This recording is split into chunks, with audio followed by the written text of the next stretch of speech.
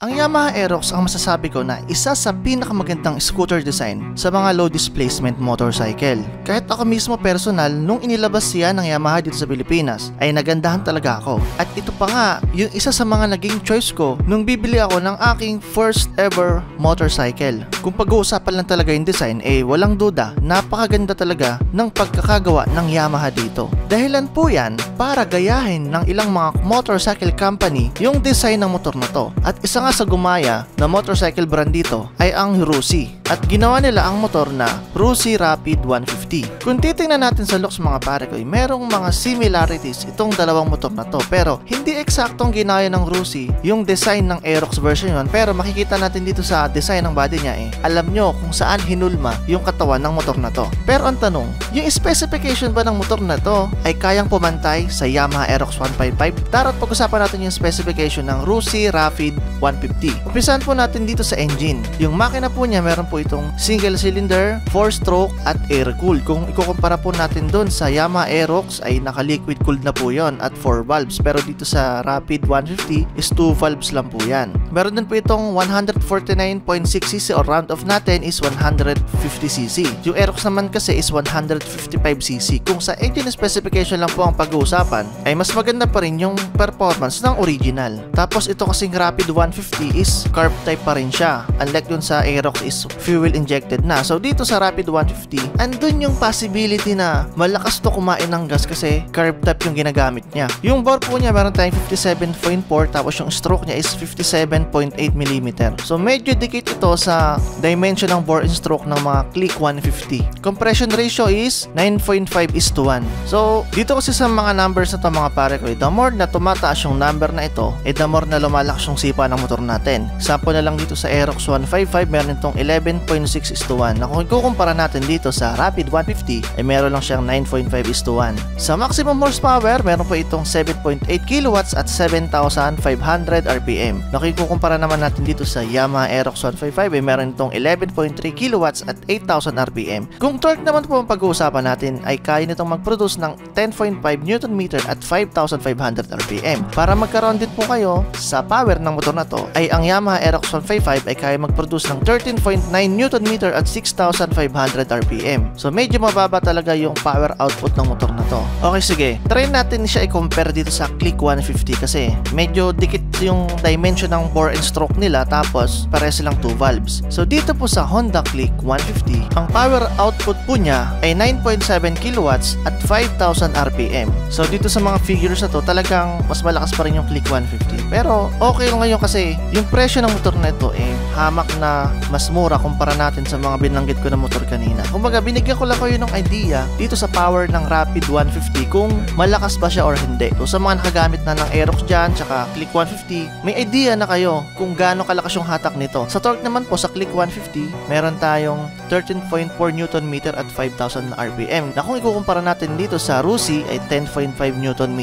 lang. So when it comes to power output, mas pulido talaga yung mga Japanese bike. Pero dito sa Rusi Rapid 150, okay din naman to Kasi kung kailangan nyo ng looks ng Aerox sa murang halaga, goods na rin itong motor para sa inyo. Lalo na kung kailangan nyo lang talaga ng pang-service sa pamasok sa trabaho nyo or sa pang-araw-araw nyo na biyahe. Okay na po itong motor na to. Ang nagustuhan ko lang dito sa starting system niya, meron po itong kickstarter at electric starter. So maganda, dalawa siya kasi minsan kapag maubos yung battery natin, pwede natin gamitin ang kanyang kickstarter. Yung bigat po ng motor nito ay 108 kilograms lang. So medyo may kagaanan lang ng konti. Kasi yung Aerox nasa around 124 kilograms yun So magaan na rin to. So hindi ganun kalakas yung power output niya para sa isang 150cc, pero magaan naman siya. Sa gulong naman po, sa unahan meron po tayong 110/70. Size 13 po yung diameter ng gulong. Sa likod naman po is 130/70. Size 13 din po siya. So ito yung parang kasize ng NMAX yung diameter ng mga mags niya. Sa fuel tank capacity, nakakatawa kasi meron po itong 5 liters. Napakalaki po nito Kahit pa paano kasi usually yung mga ibang 150cc nasa around 4 liters lang 4.5 liters. Pero dito maganda kasi 5 liters na siya. So para sa akin, ito yung nakikita kong advantage ng motor na to. Meron siyang 5 liters na tank capacity. Isa pa sa mga nagustuhan kong features ng motor na to meron siyang USB port. So kapag maglo-long ride tayo na lobat yung ating gadgets, pwede na tayo mag-charge dyan. No worries na sa mga lobat. Para sa akin kung ako tatanungin nyo, napakalaking tulong po ito, or sa akin ay big deal sa akin na dapat merong USB port yung mga motor natin. Kaya ako sa Click 150 ko, walang USB port yun.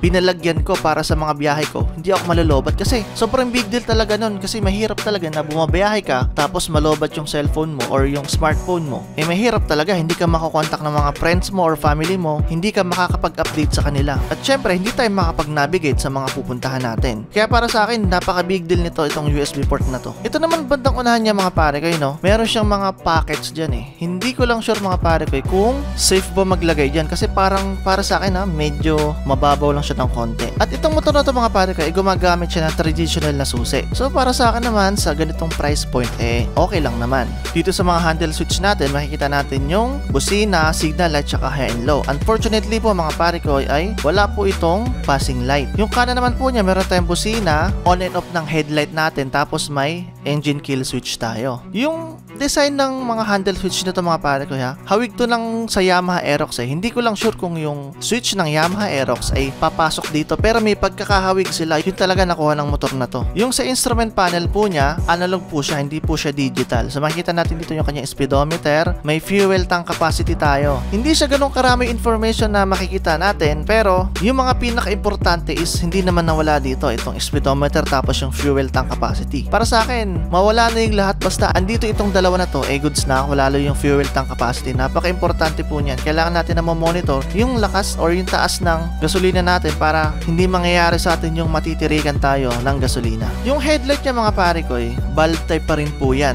Hindi pa siya naka-LED. Okay lang naman to kasi may mga nabibili naman tayong mga LED light, pwede nyo isalpak dyan. Yung forma ng unahan na ito talaga, Aerox version 1 talaga. Dito talaga kinuha yun. Sa mga lever naman po niya, andito lang tayo sa normal side. Wala po itong mga adjustment. Yung preno po niyang dalawa, same na same po. Sa mga preno naman po, sa unahan po, meron tayong disc brake at makikita po natin dito yung kanyang dual piston caliper. Dito naman po sa likod, meron naman tayong drum brake. Sa seat height po natin mga parikoy, ito po yung magiging itsura nyo kapag 5'6" yung height nyo. Wala akong makitang data dito ng seat height niya pero ito na lang ipapakita ko sa inyo yung video na to at 5'6" po yung height ko para may idea kayo kung 5'6" ba yung height nyo kakayanin nyo to. Pero para sa akin naman, okay din naman. Hindi naman siya sobrang nakakangawit. Tingkayad ako, oo, pero kayang-kaya naman, manageable pa rin naman. Sa ating underseat compartment, ito po siya, makikita natin. Medyo may kaliitan lang siya hindi siya ganun kalaki. Helmet po, hindi po kakasya dyan. Tapos, andito rin yung kanyang tangke. Yung Aerox kasi, doon natin sa unahan makikita, pero dito,